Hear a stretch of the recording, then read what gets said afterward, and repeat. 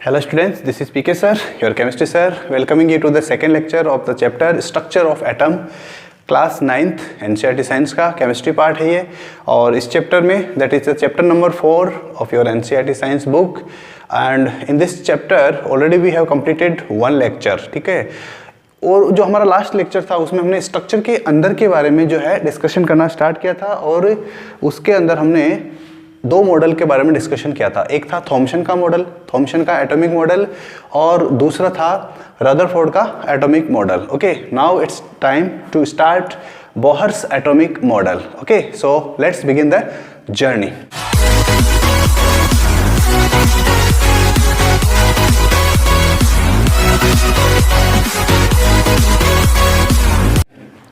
देखिए, Bohr's atomic model की ज़रूरत क्यों पड़ी हमें। ओके, अच्छा, इससे पहले जो पुराने जो वीडियोस हैं उनको देखने के लिए आप आई बटन पे क्लिक करके देख सकते हैं, ठीक है। तो इसलिए वो भी इम्पोर्टेंट है रिवीजन पर्पस के लिए, आपकी एग्जाम के लिए। बोहर्स एटॉमिक मॉडल, बोहर का एटॉमिक मॉडल। देखिए, बोहर का एटॉमिक जो मॉडल है उसकी ज़रूरत क्यों पड़ी। ज़रूर हमारा जो इससे पहले वाला जो रदरफोर्ड का मॉडल था उसमें कोई ना कोई कमी थी। रदरफोर्ड के एटॉमिक मॉडल में, रदरफोर्ड के मॉडल में कोई कमी थी। अब उसमें क्या कमी थी, देखिए, एक साइंटिस्ट था, उस साइंटिस्ट का नाम था मैक्सवेल। ये आपकी सिलेबस में नहीं है।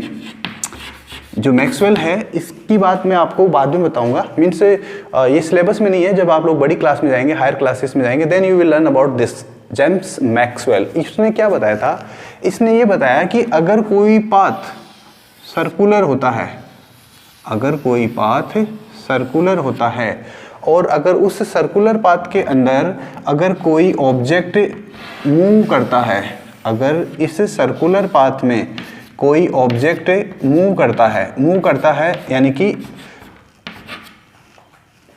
चक्कर लगाता है, रिवॉल्व करता है इस सेंटर के अराउंड में, ये तो इसका सेंटर है, और ये कोई ऑब्जेक्ट है जो ऐसा कर रहा है, तो इस कंडीशन में क्या होता है कि ये जो ऑब्जेक्ट है ये अपनी एनर्जी का लॉस करता है, रेगुलरली अपनी जो एनर्जी है उसका लॉस करता है, ठीक है।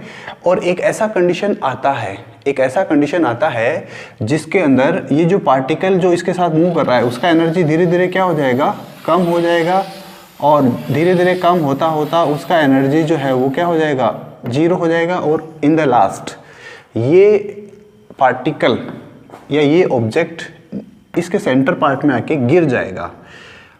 रदरफोर्ड ने भी ऐसा ही बताया था। रदरफोर्ड ने क्या बोला, ये इलेक्ट्रॉन है। रदरफोर्ड ने क्या बोला, इलेक्ट्रॉन है, और ये सेंटर में क्या है, न्यूक्लियस है। रदरफोर्ड ने ये बताया था कि न्यूक्लियस के चारों ओर इलेक्ट्रॉन जो है वो सर्कुलर पाथ में मूव करता है, ये रदरफोर्ड ने बताया था। और मैक्सवेल के अकॉर्डिंग ऐसा होना चाहिए कि जब कोई चार्ज्ड पार्टिकल, अच्छा, ये पार्टिकल कैसा होना चाहिए, चार्ज्ड पार्टिकल, ठीक है। तो ये चार्ज पार्टिकल है, we know that electron is negatively charge particle. Electron इसके ऊपर मूव करेगा तो इलेक्ट्रॉन जो है वो क्या हो जाएगा, इसके अंदर फाइनली आके गिर जाएगा। अगर ऐसा हो गया तो इसका मतलब तो ये हो गया कि एटम जो है वो क्या हो जाएगा, अनस्टेबल हो जाएगा। एटम क्या हो जाएगा, अनस्टेबल हो जाएगा, एटम खत्म हो जाएगा। इलेक्ट्रॉन और प्रोटॉन दैट इज न्यूक्लियस अगर दोनों आपस में मिल गए तो उस कंडीशन में तो क्या हो जाएगा, एटम जो होगा वो अनस्टेबल हो जाएगा। और अगर एटम अनस्टेबल हो जाएगा तो इसका मतलब तो ये है कि मैटर जो है वो खत्म, मैटर का एग्जिस्टेंस ही खत्म हो जाएगा। नो मैटर, मैटर का एग्जिस्टेंस खत्म। तो क्या ये बात सही है। अब एट प्रेजेंट हमारा जो नॉलेज है,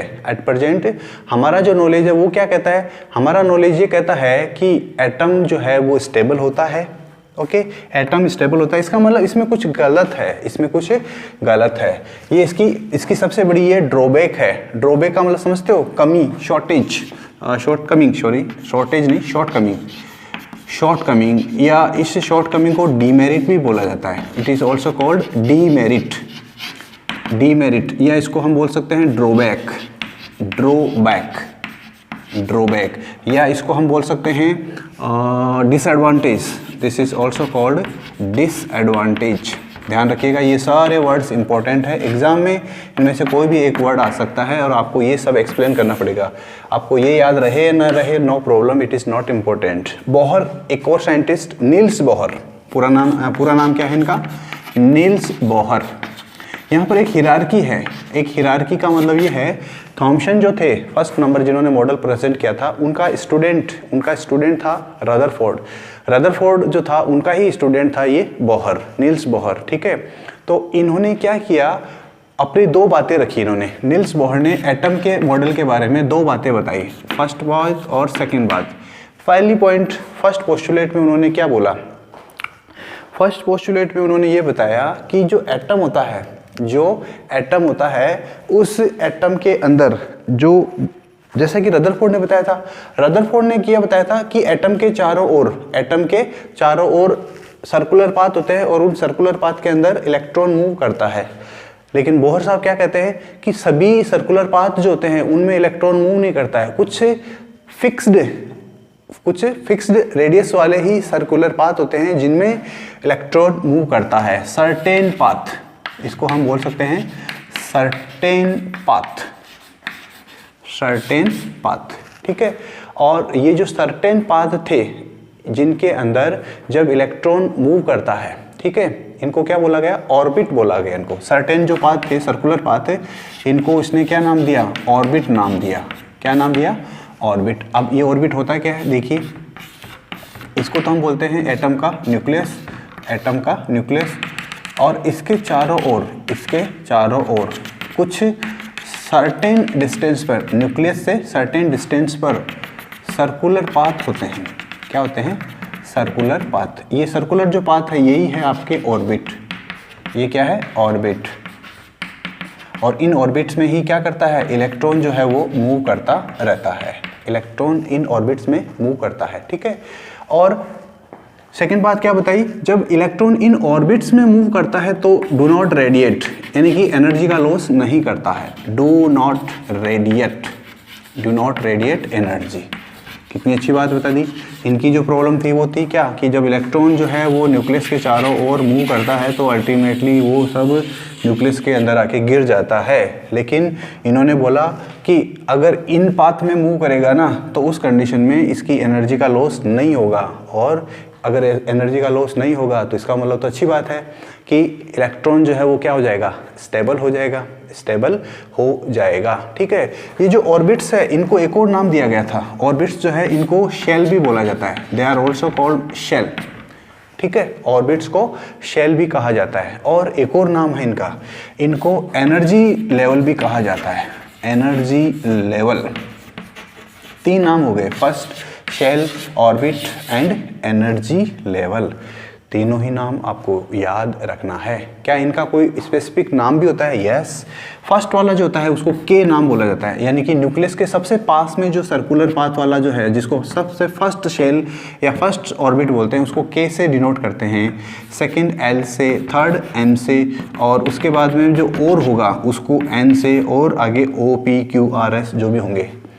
एक और तरीका और भी है, n is equal to 1, n is equal to 2, n is equal to 3। ये फर्स्ट नंबर का सेल, ये सेकंड नंबर का शेल, ये थर्ड नंबर का शेल, और अगर एक और बना दें तो n इजिकल टू 4 नंबर का शेल। यानी कि न्यूक्लियस के चारों ओर ये जो सर्कुलर पाथ हैं, ये जो ऑर्बिट्स हैं, ये जो शेल्स हैं, इनको KLMN या फिर आप नंबर से डिनोट कर सकते हैं, नंबर से, या इनके जो इंग्लिश अल्फ़ाबेट के जो लेटर्स हैं उनकी हेल्प से हम इनको डिनोट कर सकते हैं, ठीक है।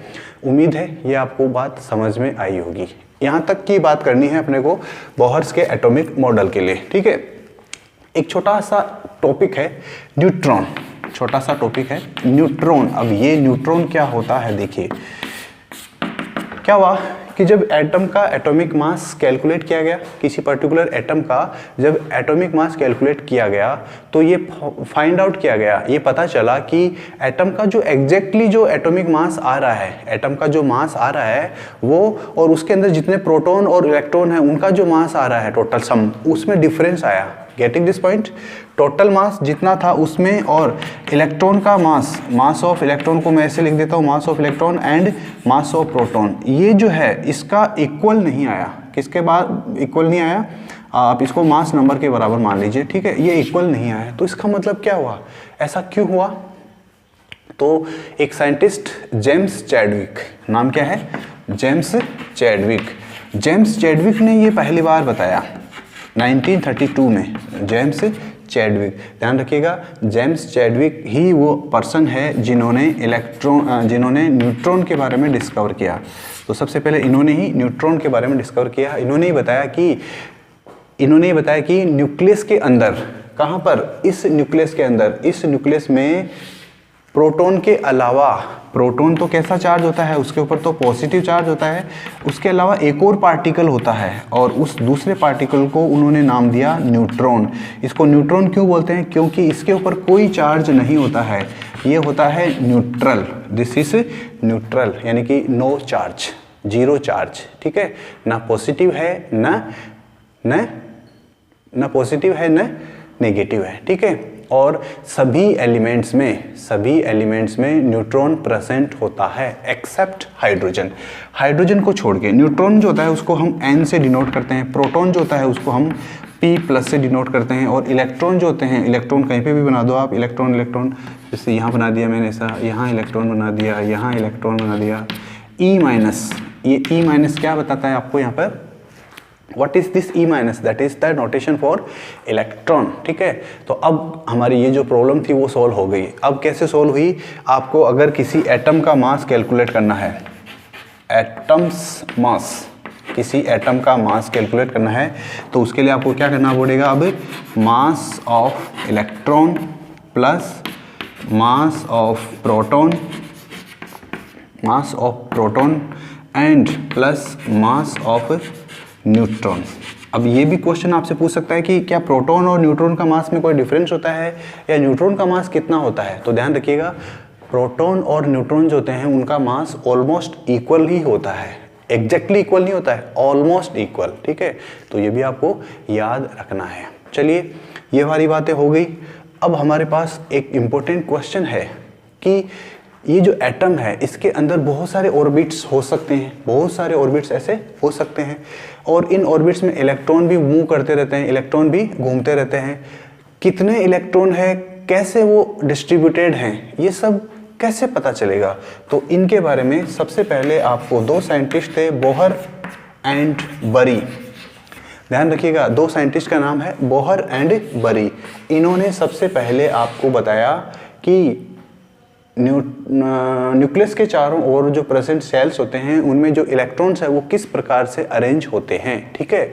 किसी एक शेल में, कोई भी एक शेल जो होता है उसमें मैक्सिमम नंबर ऑफ इलेक्ट्रॉन जो होते हैं, किसी एक शेल में मैक्सिमम नंबर ऑफ इलेक्ट्रॉन जो होते हैं वो कितने होते हैं, उसके लिए इन्होंने एक फॉर्मूला बताया, मैक्सिमम नंबर ऑफ इलेक्ट्रॉन्स किसी एक शेल में, उसके लिए इन्होंने फॉर्मूला बताया 2n², जहाँ पर n क्या है, n का मतलब ये है नंबर ऑफ सेल का नंबर। अब यहाँ से तो हम इजीली कैलकुलेट कर सकते हैं। कैसे करेंगे कैलकुलेट? जैसे मान लीजिए मैं चाहता हूँ कि n = 1 में मैक्सिमम कितने इलेक्ट्रॉन आएंगे। ध्यान रखना, मैक्सिमम वर्ड याद रखना आपको, अगर मैक्सिमम वर्ड भूल गए तो फिर मुश्किल हो जाएगी, ठीक है। मैक्सिमम का मतलब उस सेल के अंदर मैक्सिमम कितना इलेक्ट्रॉन होगा, तो n की वैल्यू 1 पुट कर दीजिए इस फॉर्मूले में, तो क्या बनेगा 2 × n की वैल्यू 1 और 1 का स्क्वायर दैट इज 2, ठीक है। अब इसको आप मल्टीप्लाई करके देखेंगे, सब कुछ कैलकुलेट करके देखेंगे तो 2 इलेक्ट्रॉन आता है। यहाँ पर आपको पता चल गया कि फर्स्ट वाला जो शेल है, n = 1 वाला जो शेल है उसके अंदर 2 इलेक्ट्रॉन होंगे, एक इलेक्ट्रॉन तो ये रहा और एक इलेक्ट्रॉन ये रहा, ये मैक्सिमम है। मिनिमम कितना होगा 0। n की वैल्यू हम 2 पुट कर दें तो इस वाले फॉर्मूले में n की वैल्यू 2 पुट करके देख लीजिए क्या आता है, 2 × 2⁻², कितना हो गया 8 इलेक्ट्रॉन, कितना हो गया 8 इलेक्ट्रॉन। n की वैल्यू अगर आप 3 पुट करके देखते हैं इसी फॉर्मूले में तो देखिए क्या बनता है आपका 2 × 3⁻², 3 का पावर 2 का मतलब होता है 9, 9 × 2 का मतलब होता है 18 इलेक्ट्रॉन, यानी कि फर्स्ट वाला जो सेल है उसमें 2 इलेक्ट्रॉन, सेकंड वाले सेल के अंदर टोटल 8 इलेक्ट्रॉन। यहाँ पे देखिए 1 2 3 4 5 6 और 2 इलेक्ट्रॉन लगा दो कहीं पे भी, यहाँ पे 2 इलेक्ट्रॉन लगा दो, यानी सेकंड सेल में कितने इलेक्ट्रॉन आएंगे, टोटल मैक्सिमम 8 इलेक्ट्रॉन आएंगे। सेकंड सेल में मैक्सिमम 8 इलेक्ट्रॉन आएंगे। ऐसे ही आप कैलकुलेट करके देख सकते हैं, जो फोर्थ सेल आएगा उसमें 32 इलेक्ट्रॉन्स आएंगे, और जो फिफ्थ होगा उसके अंदर कितने आएंगे 32 के बाद में आएगा 50। आप लोगों के लिए क्वेश्चन है एक छोटा सा, जल्दी से बता दीजिए फटाफट देखते हैं कौन इंटेलिजेंट है, किसका मैथमेटिक्स अच्छा है। अगर मैं n की वैल्यू 7 पुट कर देता हूँ तो कितने इलेक्ट्रॉन होंगे मैक्सिमम? n की वैल्यू अगर मैं 7 पुट कर दूँ तो कितने इलेक्ट्रॉन होंगे? ठीक है, ये एक रूल हो गया कि आपको हमेशा याद रखना है कि 2n² होता है maximum number of electrons present in a shell. Next एक चीज़ हमेशा याद रखनी है कि जो आउटर मोस्ट ऑर्बिट होता है उसके अंदर मैक्सिमम नंबर ऑफ इलेक्ट्रॉन जो होते हैं वो हमेशा ही 8 रखने की कोशिश करना है। Maximum electrons present in the outermost shell. For example जैसे मान लीजिए एक ऐसा एलिमेंट है जिसके पास टोटल 10 इलेक्ट्रॉन है, तो 10 यानी कि तो उसके पास 2 इलेक्ट्रॉन तो इसमें आ जाएंगे n=1 वाले में, और ये वाला जो शेल है उसमें उसके पास 8 इलेक्ट्रॉन आएंगे। ठीक है, यानी आउटर मोस्ट शेल के अंदर इलेक्ट्रॉन जो होते हैं वो हमेशा 8 मैक्सिमम होते हैं। और ये जो इलेक्ट्रॉन होते हैं, ये इलेक्ट्रॉन हम ऐसा नहीं कर सकते कि जैसे मान लीजिए किसी एटम के पास, किसी एलिमेंट के पास 15 इलेक्ट्रॉन है तो पहले आपने लास्ट वाले से भरना स्टार्ट किया। नहीं, आपको सबसे पहले n=1 में इलेक्ट्रॉन फिल करना होगा। n=1 में 2 इलेक्ट्रॉन मैक्सिमम हो सकता है तो 2 इलेक्ट्रॉन यहाँ फिल कर दिया। फिर नेक्स्ट हम ऐसा सेल बनाएंगे, उस सेल में मैक्सिमम कितना इलेक्ट्रॉन आ सकता है? 8 इलेक्ट्रॉन, तो इसमें हमने 8 इलेक्ट्रॉन फिल कर दिया। टोटल कितना हो गया? 10। फिर आपके पास 5 इलेक्ट्रॉन बच गए। 5 इलेक्ट्रॉन को आप इसमें शो करके दिखा दो, ऐसा करके ये 5 इलेक्ट्रॉन जो है वो इसमें फिल हो गए। तो ऐसे करके आपको अरेंज करना होता है। ठीक है, तो हमेशा स्टेप वाइज आपको सेल्स में इलेक्ट्रॉन फिल करना होता है। आपकी बुक के अंदर एक फिगर गिवन है, that is figure 4.4। Figure 4.4 a very important figure. Okay, exam में इससे रिलेटेड आपसे क्वेश्चन जरूर पूछा जाएगा। सो आप लोगों के लिए ये एक होमवर्क असाइनमेंट है, आप लोगों के लिए ये होमवर्क असाइनमेंट है कि जो फिगर 4.4 है, फिगर 4.4 उसको आप लोगों को ड्रॉ करना है। फिगर 4.4 जो है उसको आप लोगों को आपकी जो नोटबुक है उसमें ड्रॉ करना है। I think all of you can make it, all of you can do it. Okay, and after completing this work, after completing this drawing, then show this notebook to your teacher, that is subject teacher. ठीक है, तो ये था atom के बारे में। Next point, okay, next topic देखिए इसके बाद में वैलेंसी। अब आपके पास में क्या है, कुछ छोटे छोटे टॉपिक्स हैं इस चैप्टर के अंदर, 2-3 छोटे छोटे टॉपिक्स हैं। So although they are also important as well, so उनको भी आपको डिस्कस करना है, उनको भी आपको याद रखना है। हम अब तक देख चुके हैं कि किसी एटम के अंदर अब हम अंदर एंटर कर चुके हैं। ठीक है, अंदर क्या होता है, एटम का जो सेंटर पार्ट होता है उसके अंदर होता है न्यूक्लियस, जिसके ऊपर कैसा चार्ज मानते हैं हम? Positive charge. ठीक है, न्यूक्लियस के अंदर 2 पार्टिकल होते हैं। कितने पार्टिकल? 2 पार्टिकल। एक का नाम प्रोटॉन, दूसरे का नाम न्यूट्रॉन। पार्टिकल 2 न्यूक्लियस के अंदर, प्रोटॉन और न्यूट्रॉन। ठीक है, न्यूक्लियस के चारों ओर जो सर्कुलर पाथ होते हैं उन सर्कुलर पाथ को हमने नाम दिया शेल, ऑर्बिट या एनर्जी लेवल। और उनके अंदर इलेक्ट्रॉन जो है वो क्या करते रहते हैं? न्यूक्लियस के चारों ओर मूव करते रहते हैं। ठीक है, अब वैलेंसी क्या होती है, वैलेंस सेल क्या होता है? देखिए एक सिंपल सा मैं डायग्राम बनाता हूँ। ये है कोई एक एटम और उसका न्यूक्लियस, और ये है इसका एक सेल, फर्स्ट सेल, और ये है इसका सेकंड सेल, और ये है इसका थर्ड सेल। मैंने मान लीजिए इलेक्ट्रॉन फिल किया ऐसे करके। ठीक है, 1 electron, 2 electron, 3 electron, 4 electron, 5 electron, 5, 6, 7, 8 electron, और यहाँ पर मैंने फिल कर दिया 1 इलेक्ट्रॉन। अब आप एक चीज़ बताइए कि इसका जो n=1 है, n=1 उसमें कितना इलेक्ट्रॉन है? टोटल 2 इलेक्ट्रॉन है। n=2 जो है इसमें कितना इलेक्ट्रॉन है? 8 इलेक्ट्रॉन। इसमें कितना है? 8 इलेक्ट्रॉन। और n=3 में कितना इलेक्ट्रॉन है? 1 इलेक्ट्रॉन। ठीक है, एक वर्ड है वैलेंस सेल, एक वर्ड है valence shell. What is the meaning of valence shell? Valence shell का मतलब ये होता है आउटर मोस्ट सेल। अगर इसकी बात करें तो इसके पास टोटल 3 सेल हैं, इनमें से जो सबसे बाहर वाला ये जो सेल है, इस सेल को ही हम बोलते हैं वैलेंस सेल। तो याद रखिएगा हमेशा outermost cell, outermost cell. देखिए अभी जो केमिस्ट्री हम लोग पढ़ रहे हैं ना, ये केमिस्ट्री उन स्टूडेंट्स के लिए बहुत ही इम्पोर्टेंट है जिनको आगे जाके कोई डॉक्टर बनना चाहता है, कोई इंजीनियर बनना चाहता है। और आप में से कुछ ऐसे स्टूडेंट्स भी होंगे, होते हैं, ऐसी बात नहीं है कि नहीं होते हैं। ऑफ कोर्स हर स्कूल में, हर क्लास में, अगर मान लीजिए मैं मैक्सिमम 40 बच्चों की बात करता हूँ, 40 स्टूडेंट्स की, तो उन 40 में से सिर्फ और सिर्फ 10 बच्चे ही सीरियस होते हैं, बाकी 30 बच्चे सिर्फ और सिर्फ टाइम पास करने के लिए होते हैं। ठीक है, उनको पढ़ाई से कोई मतलब नहीं होता है। तो मेरा जो पर्पस है, मेरा जो टारगेट है, वो सिर्फ 10 बच्चे हैं। वो जो 10 बच्चे हैं उनको ही मैं क्या करना चाहता हूँ, उनका जो ड्रीम है, उनका जो एम्बिशन है, उनको वहाँ तक पहुँचाने की मेरी इच्छा है। ठीक है, तो बाकी जो 30 बच्चे हैं वो क्या करेंगे, बिल्कुल वो भी करेंगे, कुछ ना कुछ तो करेंगे ही। हो सकता है कोई ऑटो चलाएगा, हो सकता है कोई चाय की दुकान खोलेगा, हो सकता है कोई पकौड़े बनाएगा, कोई समोसा बनाएगा, और कुछ ज़्यादा ही अगर ख़राब हो गया, बिगड़ गया, तो वो चोरी करेगा, लूटेगा, है ना। तो ये सब चीज़ें भी आपके लिए ज़रूरी है। तो अभी आप लोगों का एकदम राइट टाइम है। अगर अभी आप लोग सुधर गए, सुधरने का मतलब जो लोग सीरियस नहीं है उन लोगों के लिए बता रहा हूँ, अगर अभी सुधर गए, सीरियस हो गए, तो आपका अभी भी चांस है, आप इस 10 में इंक्लूड कर सकते हो अपने आप को। ठीक है, मैं देख पा रहा हूँ कि आप लोगों की जब क्लास होती है तो उसमें ऑलमोस्ट 10 बच्चे ही प्रेजेंट होते हैं। यही वो 10 बच्चे हैं जो सीरियस बच्चे होते हैं, बाकी के 30 बच्चे कहाँ गए। अगर एक सेक्शन की बात करें तो 40 बच्चे, 2 सेक्शन का मतलब 80 बच्चे, टोटल बच्चे प्रेजेंट होते हैं 10, 11, 12, और बाकी बच्चे they are non serious candidates. तो ऐसे स्टूडेंट से मुझे कोई वो नहीं है, और ऐसे स्टूडेंट्स जो होते हैं वो मेरे लिए यूज़लेस होते हैं। ठीक है, मैं सिर्फ और सिर्फ वो जो 10 और 12 बच्चे जो हैं उन्हीं के ऊपर फोकस करता हूँ, और कोशिश करूँगा उन्हीं को उनके ड्रीम तक पहुँचाने की। सो देखते हैं कितने लोग और ऐड कर सकते हैं इसमें।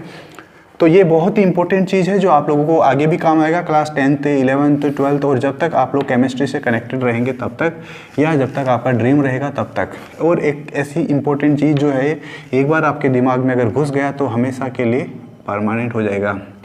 वैलेंस सेल या आउटर मोस्ट सेल जो होता है, उसका मतलब ये होता है कि किसी एटम के अंदर अगर मान लीजिए 3 सेल है उसके पास, तो उनमें से सबसे जो बाहर वाला सेल है, सबसे आउटर मोस्ट सेल जो है, उसी को हम बोलते हैं वैलेंस सेल। और वैलेंस इलेक्ट्रॉन का मतलब क्या होता है, what is the meaning of valence electron. Valence electron का मतलब होता है इस आउटर मोस्ट सेल में कितने इलेक्ट्रॉन प्रेजेंट है, number of electron present in the outermost cell, in the outermost cell. अगर इस डायग्राम की बात करूं, मैं इस एटम की बात करूं, तो इसके लिए आपको बताना हो अगर कि वैलेंस सेल कितना है, तो ऑफ कोर्स आप इजीली बता सकते हैं कि इसके पास वैलेंस इलेक्ट्रॉन कितना होगा। देखिए आउटर मोस्ट सेल के अंदर एक ही इलेक्ट्रॉन है, तो इसका मतलब आंसर क्या है, 1। ये होता है वैलेंसी। ओके, वैलेंसी और वैलेंस इलेक्ट्रॉन में क्या मीनिंग है, उनका क्या डिफरेंस होता है। ठीक है, तो आउटर मोस्ट जो इलेक्ट्रॉन होता है, आउटर मोस्ट जो होता है, उसमें हमें पता है कि मैक्सिमम 8 इलेक्ट्रॉन हो सकता है। ये किसने बताया, this was discussed by, this was कि मेरा है कि उनका है, क्या है, अच्छा वो सैनिक स्कूल वाला, हाँ ठीक है। खेलने नहीं गए मैं यहाँ पे, क्यों, मुझे यार चैप्टर पूरा करना है, 6:30 बज जाएंगे।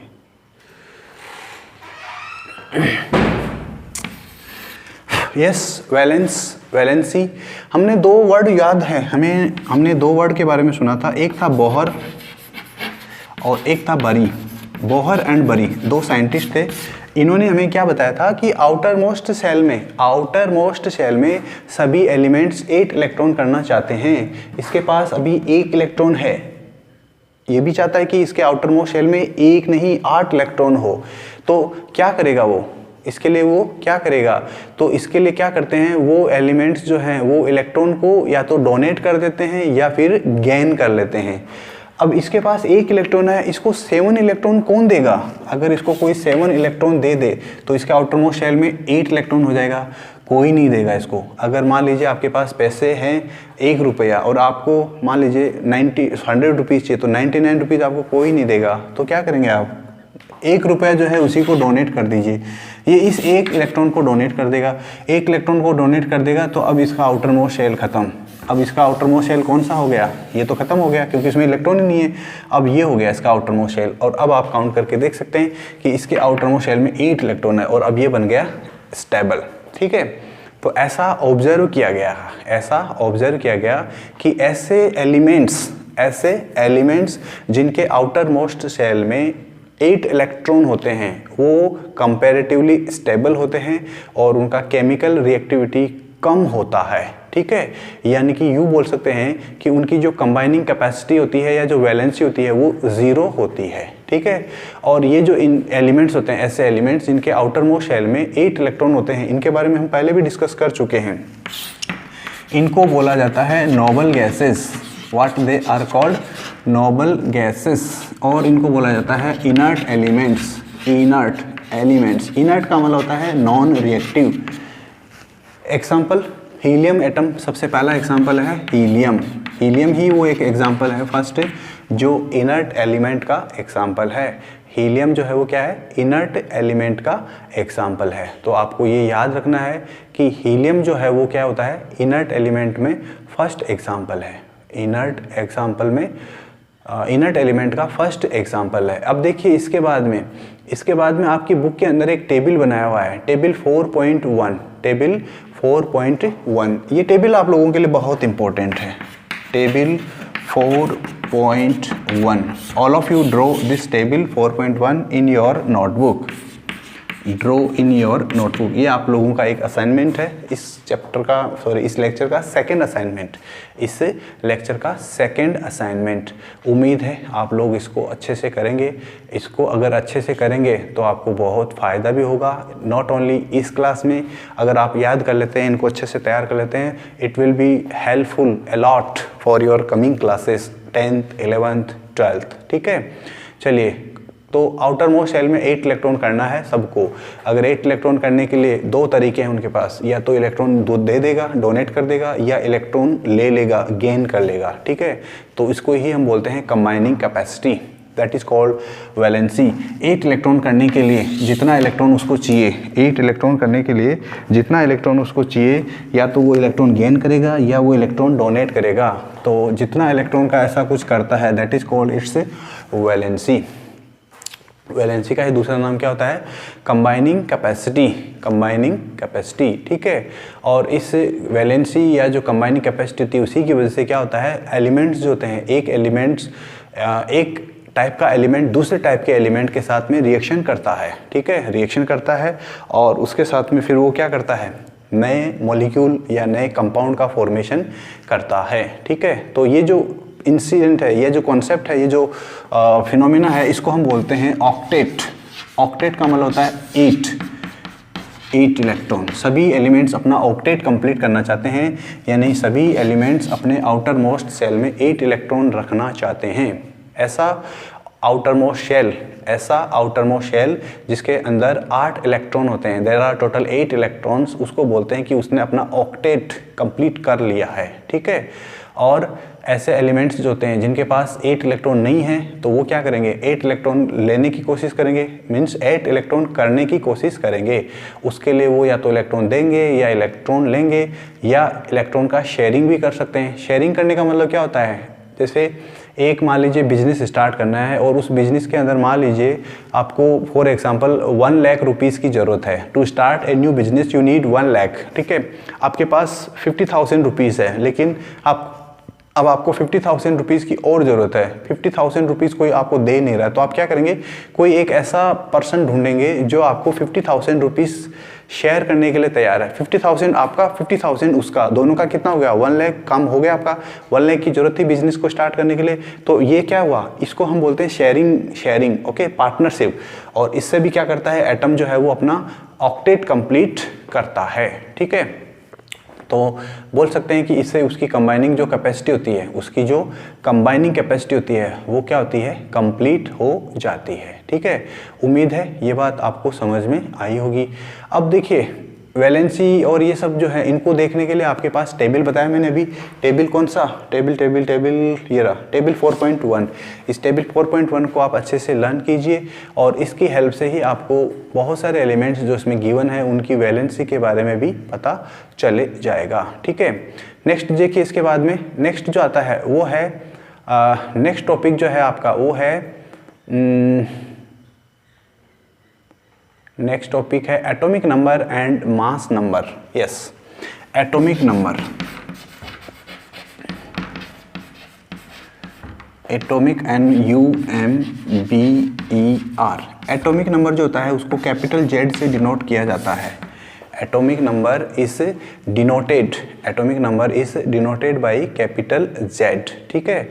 एटॉमिक नंबर का मतलब क्या होता है, सिंपल सा, किसी एटम के अंदर, ध्यान से सुनिएगा, किसी एटम के अंदर नंबर ऑफ प्रोटॉन्स जितने होते हैं वही उसका एटॉमिक नंबर होता है। नंबर ऑफ प्रोटॉन, किसी एटम में कितने प्रोटॉन होते हैं उसको ही उसका एटॉमिक नंबर बोलते हैं, ठीक है। और एक और भी बोला जाता है कभी कभी number of electron, number of electron in neutral atom. अगर इलेक्ट्रॉन की कमी या ज़्यादा है तब हम बात नहीं करेंगे, न्यूट्रल एटम। यहाँ पर कंडीशन क्या है, देखिए यहाँ पर तो क्या लिखा, number of proton present in an atom, in an atom, ठीक है। यहाँ पर क्या लिखा है, number of electron present in a neutral atom. यहाँ पर कोई न्यूट्रल वर्ड यूज़ नहीं किया गया है प्रोटॉन के लिए, ठीक है। लेकिन अगर आप इलेक्ट्रॉन के बेसिस पे एटॉमिक नंबर को डिफाइन करते हैं तो आपको ये वर्ड यूज़ करना पड़ेगा, न्यूट्रल एटम। क्यों? क्योंकि जो चार्ज्ड एटम होता है उसमें इलेक्ट्रॉन्स की जो नंबर होती है वो चेंज हो जाती है। फॉर एग्जांपल, कोई भी एग्जांपल ले लीजिए, जैसे मैं मान लीजिए मैं बात करता हूँ नाइट्रोजन की। नाइट्रोजन का एटॉमिक नंबर क्या होगा, 7। कैसे पता चला? क्योंकि नाइट्रोजन के पास 7 प्रोटॉन होते हैं, इसलिए आप ये भी कह सकते हैं नाइट्रोजन के पास 7 इलेक्ट्रॉन होते हैं। तो एक ही बात है, नाइट्रोजन जब तक न्यूट्रल है तब तक इलेक्ट्रॉन और प्रोटॉन दोनों इक्वल रहेगा। नेक्स्ट पॉइंट आता है आपका मास नंबर। मास नंबर को मैं यहाँ बता देता हूँ, mass number, mass number is represented by a, ठीक है। ए से रिप्रेजेंट करते हैं, कैपिटल ए, वो था कैपिटल जेड। ए का मतलब ये होता है number of proton plus number of neutron, इसी को हम बोलते हैं मास नंबर। यानी किसी एटम के अंदर जितने प्रोटॉन और जितने न्यूट्रॉन हैं उन दोनों को आप ऐड कर दीजिए, उसको ही हम बोलते हैं क्या, मास नंबर। और इस मास नंबर के लिए एक और वर्ड यूज़ किया जाता है, उसको बोला जाता है न्यूक्लियन। याद रखिएगा, बहुत ही इंपॉर्टेंट वर्ड है, वेरी इंपॉर्टेंट वर्ड, न्यूक्लियन। आपसे पूछा जा सकता है एग्जाम में कि what do understand by nucleon, nucleon से आप क्या समझते हैं। सिंपल सा आंसर है कि किसी एटम के अंदर जो आपके न्यूक्लियस में प्रोटॉन और जो न्यूट्रॉन होते हैं, प्रोटॉन और जो न्यूट्रॉन होते हैं उनका जो एडिशन होता है, या जो उनका सम होता है वही क्या होता है, उसका न्यूक्लियन नंबर भी होता है। अब किसी एलिमेंट को जब हम रिप्रेजेंट करते हैं, तो उसके लिए हम एक नोटेशन यूज़ करते हैं, और ये होता है नोटेशन, ये तो है मान लीजिए कोई एक एलिमेंट x, ठीक है। यहाँ पर तो लिखा जाता है z और यहाँ पर लिखा जाता है a। ये किसी एलिमेंट का रिप्रेजेंटेशन का तरीका होता है। ध्यान रखिएगा, दोनों ही लेफ्ट साइड में होते हैं, राइट साइड में भी कभी कभी लिखा जाता है, बट आपकी बुक के अकॉर्डिंग आपको यही याद रखना है। फॉर एग्जांपल अगर मैं बात करूं ऑक्सीजन की, ऑक्सीजन का एटॉमिक नंबर Z, यहाँ पर लिखेंगे 8। ऑक्सीजन का एटॉमिक ये मास नंबर A कितना होता है, ये आपको याद नहीं रखना, लेकिन रह जाए तो अच्छा है। ये नोटेशन हो गया आपका ऑक्सीजन के लिए। ऑक्सीजन क्या है, एक सिंबल है। ऑक्सीजन क्या है, एक एलिमेंट है, उसके लिए ऐसा होता है, ठीक है। नेक्स्ट जो है हमारा टॉपिक, नेक्स्ट टॉपिक आता है वो है आइसोटोप। नेक्स्ट टॉपिक इस आइसोटोप। आइसोटोप क्या होता है, देखिए आइसोटोप के बारे में मैं हालांकि पहले भी बता चुका हूँ आप लोगों को, फिर भी एक बार और देख लेते हैं। डिफरेंट एलिमेंट्स के या एक ही एलिमेंट्स के, ठीक है, एक ही एलिमेंट्स के एटम्स जिनका Z तो क्या होता है, सेम होता है, Z तो क्या होता है, सेम होता है, लेकिन जो A होता है वो क्या होता है, डिफरेंट होता है। अब इसको मैंने नोटेशन की फॉर्म में बोला है, लेकिन अभी इसको हम एक्सप्लेन करते हैं, ठीक है। क्या होता है, देखिए एक ही एलिमेंट के ऐसे एटम्स, वैसे तो हम लोग ये जानते हैं कि एक ही एलिमेंट के सभी एटम्स एक जैसे होते हैं, सभी एटम्स सेम होते हैं, लेकिन नेचर इज स्ट्रेंज। नेचर यानी कि प्रकृति बहुत ही अजीब होती है। प्रकृति के आगे हम कुछ भी नहीं सोच सकते। प्रकृति में जैसा जो होता है दैट इज ऑलवेज डिफरेंट। जो हम सोचते हैं वैसा नहीं होता है। तो नेचर में भी ऐसा ही कुछ किया। नेचर ने क्या किया, कुछ एलिमेंट्स के, नॉट फॉर ऑल, कुछ एलिमेंट्स के ऐसे एटम्स बना दिए जिनके अंदर सभी के अंदर ए का नंबर जो है वो क्या होता है, डिफरेंट होता है, सेम नहीं होता है। फॉर एग्जाम्पल आपको याद रखना है यहाँ पर एग्जाम्पल के लिए मैं लिख देता हूँ, जैसे फॉर एग्जाम्पल हाइड्रोजन एलिमेंट जो होती हैं उसके 3 आइसोटोप होते हैं। How many isotope of hydrogen? 3 isotope. तीनों के नाम आपके लिए इम्पोर्टेंट है। तीनों का रिप्रेजेंटेशन या नोटेशन जो इस तरह से लिखते हैं ये भी अलग अलग होगा। देखिए नोटेशन तीनों के लिए ही यूज़ करना है H, ठीक है, तीनों के लिए ही यूज़ क्या करेंगे H। क्या लिखा हुआ है? आइसोटोप है हाइड्रोजन के, इसमें क्या लिखा हुआ है? Z का वैल्यू तो सेम होगा, Z का मतलब होता है एटॉमिक नंबर 1 1 1, तीनों का सेम है। बोलता है कि A डिफरेंट होगा। A क्या होता है? ऊपर वाला, ये वाला A होता है, इसके लिए होता है 1 इसके लिए होता है 2 और इसके लिए होता है 3, करेक्ट। ये जो कंडीशन होती है इसको हम बोलते हैं, इस एटम को बोला जाता है प्रोटियम। याद रखिएगा PROTIUM, प्रोटियम। नेक्स्ट इसको बोला जाता है deuterium, this is called deuterium. And third वाला जो होता है उसको बोला जाता है ट्राइटियम या कुछ लोग ट्रीटियम भी बोलते हैं, ठीक है। ड्यूटेरियम जो होता है उसको D से रिप्रेजेंट भी करते हैं और ट्रीटियम जो होता है उसको T से, और सिंपल H जो होता है उसको हम प्रोटियम से डिनोट करते हैं। So that is 1H1, correct. उम्मीद है आपको ये याद रह जाएगा। कोई एग्जाम्पल और भी है कैसा? यस, क्यों नहीं है, बहुत सारे एग्जाम्पल्स ऐसे हैं। देर आर मैनी एलिमेंट्स जिनके बहुत सारे आइसोटॉप्स होते हैं। फॉर एग्जांपल आपका कार्बन के बारे में भी हम डिस्कस कर चुके हैं। कार्बन का 2 आइसोटॉप होता है, कार्बन 12 और कार्बन 14। ऐसे ही एक और एलिमेंट है क्लोरीन भी बोलते हैं कुछ लोग। क्लोरीन जो होता है उसके 2 आइसोटॉप हैं, क्लोरीन 35 और क्लोरीन 37। ये सब आपको याद रखना है। क्यों? क्योंकि एग्ज़ाम में इनसे रिलेटेड क्वेश्चंस ज़रूर पूछा जाता है, ठीक है। अब एटॉमिक मास और मास नंबर में क्या रिलेशन होता है? एटॉमिक मास जो होता है वो फ्रैक्शन में भी हो सकता है। मतलब जैसे किसी एलिमेंट का atomic mass for example 35.5 U है, ये क्या है? फ्रैक्शन में है, डेसिमल में है। लेकिन जो मास नंबर होता है वो हमेशा ही क्या होता है? इंटीजर होता है। इंटीजर का मतलब या तो 1 होगा या 2 होगा या 3 होगा या 4 होगा, 5 होगा, 6 7 8, बीच की वैल्यू नहीं होगी। तो मास नंबर जो होता है वो हमेशा इंटीजर होता है। और एटॉमिक मास जो होता है वो क्या होता है? एटॉमिक मास जो है वो क्या हो सकता है आपका, क्या बोलते हैं जिसको, फ्रैक्शन में या डेसिमल में हो सकता है, ठीक है। इसके बाद में देखिए नेक्स्ट एक एग्जांपल की हेल्प से आपको बताया गया है कि जो क्लोराइन होता है, क्लोराइन का जो मास होता है, एटॉमिक मास जो होता है वो 35.5 कैसे आता है? तो उसके लिए आपको एक सिंपल सा कैलकुलेशन दिया हुआ है।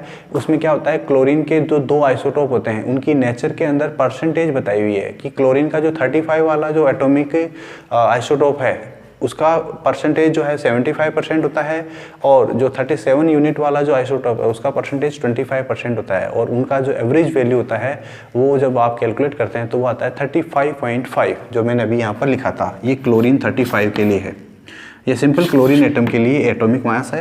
इसको बोलते हैं average value. What is it called? Average value. तो आपको ये भी याद रखना है, ठीक है।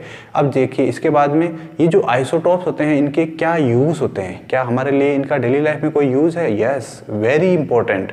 All isotopes are very important for us. और आपकी बुक के अंदर आइसोटॉप्स के बारे में एक एप्लीकेशन पार्ट लिखा हुआ है और वहाँ पर 3 एलिमेंट्स के आइसोटोप की बात की गई है। स्पेशली 3 एलिमेंट्स की बात की गई है। और सबसे पहला है आपका uranium, very important isotope of uranium जो है यूरेनियम 235 और यूरेनियम 237। इनका यूज़ किया जाता है फ्यूल में। किस में यूज़ किया जाता है? फ्यूल में, जो न्यूक्लियर रिएक्टर्स होते हैं उनमें, ठीक है। ऐसे ही एक और एग्जांपल दिया हुआ है कोबाल्ट के बारे में। कोबाल्ट जो होता है उसका भी एक आइसोटोप होता है, उसका यूज़ किया जाता है कैंसर में। कैंसर एक बहुत ही डेडली डिजीज़। और एक और एग्जांपल है आपका आयोडीन। कुछ लोग आयोडीन बोलते हैं, कुछ लोग आयोडाइन बोलते हैं, आपकी मर्जी, जो भी बोल सकते हैं।